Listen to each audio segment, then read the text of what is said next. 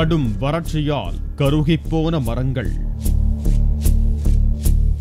காலி குடங்களுடன் தண்ணீர் தேடி அலையும் கிராம மக்கள், ஒற்றையடி பாதையாய் செல்லும் இந்த வழி சென்றடையும் இடம் தண்ணீர் பஞ்சம் தலைவிரித்தாடும் சங்ககிரியை அடுத்த எல்லப்பாளையம் பகுதி. 200க்கும் மேற்பட்ட குடும்பங்கள் வசிக்கும் இப்பகுதியில் கடுமையான வறட்சி காரணமாக குடிப்பதற்கு கூட தண்ணீர் கிடைக்காமல் இப்பகுதி மக்கள் தவியாய் தவித்து வருகின்றனர்.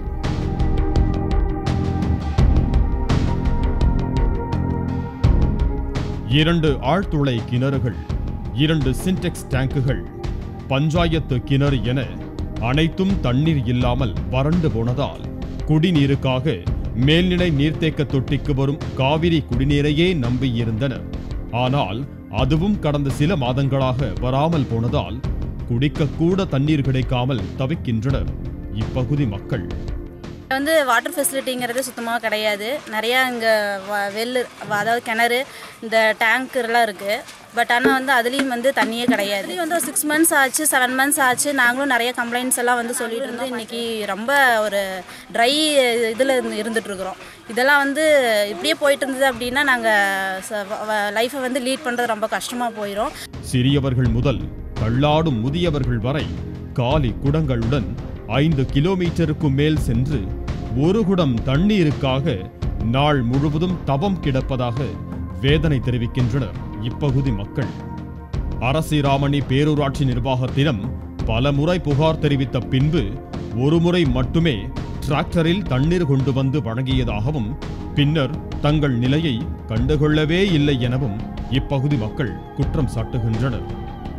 இப்பகுதியின் பிரதான தொழிலான விவசாயமும் பனை வெல்லம் தயாரிப்பும் கடுமையான வறட்சியால் பாழாகி போக குடிக்க கூட ஒரு குடம் தண்ணீர் கிடைக்காததால் தற்கொலை செய்து கொள்ளும் நிலைக்கு தாங்கள் தள்ளப்பட்டுள்ளதாக கண்ணீர் வடிக்கிறார் இப்பகுதி பெண்மணி. தண்ணியே இல்லைங்க, ரொம்ப கஷ்டமா இருக்கு. நாங்கள் 2-3 நாள் ரொம்பவே தண்ணியில் ஒரு குடம் தண்ணி வச்சு நாங்கள் எப்படிங்க பொழைக்கிறது? பிள்ளைங்களுக்கு பள்ளிக்கூடம் போகிறதுக்கு சாப்பாடு செய்ய தண்ணி இல்லைங்க. புழு நன்ற தண்ணி கூட நாங்கள் சாப்பாடு செய்யலைன்னு பார்த்தோம்.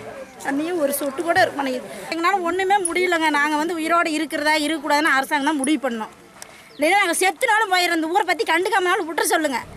தமிழக முதலமைச்சர் எடப்பாடி பழனிசாமியின் சொந்த ஊருக்கு அருகிலேயே உள்ள தங்கள் பகுதிக்கு போதிய அளவு தண்ணீர் கொடுக்காவிட்டாலும் அன்றாடம் குடிப்பதற்காவது தண்ணீர் வழங்க மாவட்ட நிர்வாகம் நடவடிக்கை எடுக்க வேண்டும் என கோரிக்கை விடுத்திருக்கிறார்கள் இப்பகுதி மக்கள்.